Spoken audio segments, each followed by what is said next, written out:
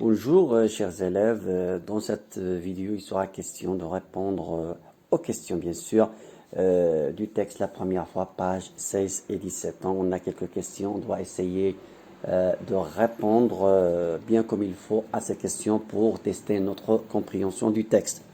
Donc je comprends la première question. Est-ce un garçon ou une fille qui raconte l'histoire? Justifie ta réponse. Donc, après avoir lu le texte, on a pu découvrir qu'il s'agit d'une fille, d'une narratrice. La preuve ou la justification. Si on lit par exemple la 11e ou le dernier paragraphe dans la première page, la première fois que j'ai marché, je suis tombé. Je suis tombé. Regardez, le participe passé tombé, il se termine par un E. Donc, c'est un féminin. Donc, il y a ici un accord parce que le participe passé s'accorde ici avec le sujet parce qu'il est conjugué avec l'auxiliaire être. Donc, le E ici désigne une personne féminin. Ça, c'est la première justification. Il y a aussi le verbe se relever. Donc, je me suis relevé. Relever aussi, c'est un participe passé du verbe relever ou se relever. Donc, il se termine par E, c'est la même chose que du verbe tomber. Donc, ici, c'est le féminin. Donc, on peut dire qu'il s'agit ici d'une fille. Passons maintenant à la deuxième question. À ton avis, que sont les deux montagnes de lait, ligne 2? Donc, c'est forcément les seins de la maman. Les deux montagnes de lait, ça veut dire les seins de sa maman. Troisième question, relis le 6e paragraphe. Pourquoi l'enfant n'ouvre-t-il pas les yeux quand la famille arrive à la maison?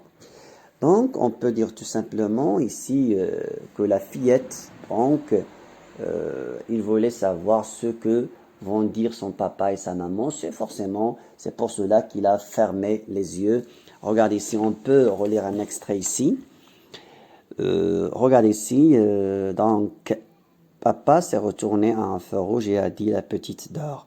Quand on est arrivé dans la maison, j'ai gardé les yeux fermés. Donc, il a fait exprès, juste pour entendre papa dire chut. Donc, il a voulu entendre le mot chut et le sentir me prendre dans ses bras. Elle aime que son papa lui dit chut et il la prend dans ses bras. Donc, on passe maintenant à la 4e question. Que signifie avoir un petit poids dans la tête? Donc ici, c'est une expression très très connue. Avoir un petit poids dans la tête, ça veut dire être stupide. Quelqu'un qui n'est pas intelligent. Quelqu'un qui n'est pas intelligent. Donc on dit cette expression, un petit poids dans la tête. On peut dire aussi un petit pois chiche dans la tête.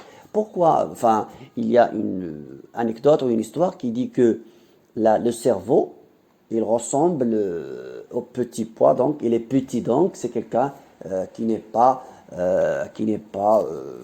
intelligent, donc il est stupide.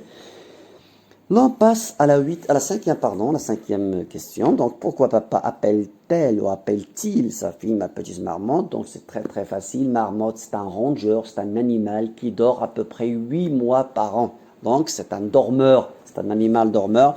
C'est pour cela que le papa a dit ma petite marmotte, parce que sa fille, il dort tout le temps. Donc, c'est pour cela qu'il lui a donné ce nom marmotte, ma petite marmotte. 6e question, qui est Candide Muriacelli? Donc, je crois, selon mon texte, donc Candide Muriacelli, c'est la copine, c'est la camarade de notre narratrice.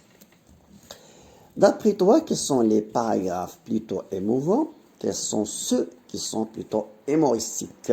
Donc, je pense que, pour moi, personnellement, les paragraphes qui sont émouvants, c'est le premier et le deuxième. Paragraphe, lorsqu'elle évoque la maman. Donc, il a dit une phrase qui est très, très émouvante. Je vais la relire. J'ai vu la lumière la plus douce du monde. C'était les yeux de maman. Vraiment, c'est une phrase qui est émouvante, qui touche le cœur, parce que la maman, c'est la personne la plus adorable au monde. Et aussi, le deuxième paragraphe, la première fois que j'ai vu papa, il pleurait. Donc, c'est aussi un extrait qui est émouvant. Lorsqu'un papa pleure, vraiment, c'est un moment vraiment un peu émouvant. Alors, on passe maintenant aux extraits qui sont un peu humoristiques, un peu comiques. Moi, je pense que la ligne numéro, je vais de vous dire, le 30, la première fois que j'ai joué au foot, c'était toute seule, j'ai gagné. C'est un peu comique parce que ici, lorsqu'on est seul, on ne peut pas gagner. On peut gagner lorsqu'il y a d'autres personnes. C'est quand même un peu rigolo. Et aussi lorsqu'il a dit qu'il a tiré les cheveux parce qu'il avait pris le sursaut alors que la maîtresse a dit que c'était moi. Alors, elle m'a donné un coup de pied et je lui ai donné un gros coup de cerceau. Donc, c'est quand même quelques extraits qui sont humoristiques. Et j'adore ça vraiment. J'adore cet extrait. On passe maintenant à la 8e question. La narratrice a-t-elle toujours le même âge au fil du récit? Non, il n'a pas le même âge. Dans le premier paragraphe, il est encore bébé, il est encore nouveau-né, donc il est encore petit. Après, il a grandi le dernier paragraphe, la première fois que j'ai marché, donc il commence à marcher, il tombe, il se relève, etc. Donc après, la deuxième partie du texte, donc il a grandi, pas surtout lorsqu'il est allé à l'école. La dernière, justifie ta réponse, donc, donc ici, on a, comme je l'ai dit, la première fois que j'ai marché, donc, il commence à marcher, il a grandi. Ici, lorsqu'il est dans l'école, la première fois que j'ai vu qu'on est Marcilly, je lui ai tiré les cheveux parce qu'il avait pris, donc, etc. Donc, il était dans l'école. Donc, il a grandi.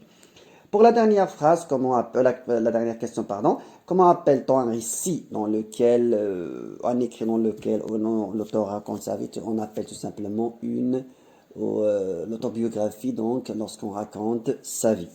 Donc je vous remercie pour votre suivi. Donc, et on se verra dans une autre vidéo. Merci.